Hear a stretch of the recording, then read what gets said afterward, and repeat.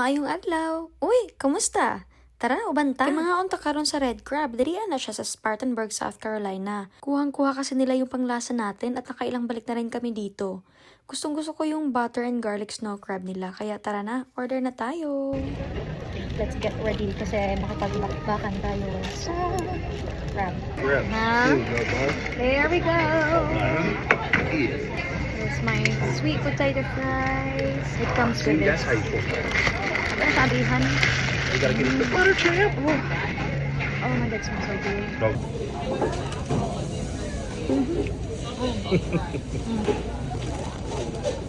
Ooh, I got 2 clusters.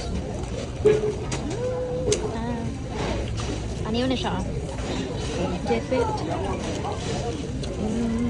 Oh my god. That's so good. Oh my god. That's so good. Ang nakaapan lang gid ari magkauntag crab no kay kinahanglan gid ka makinamot.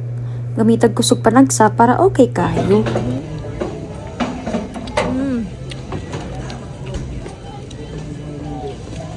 Syempre tilukon gyud nato na siya no kay medyo mahal pud baya. Kung pwede pa lang gani apilo ng shalog kaon hagbay ra gyud.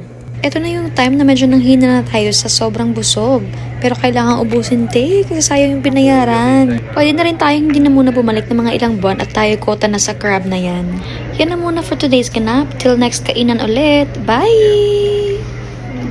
So, we are done eating. We finished 2 large snow crab. And ito na yung finished product.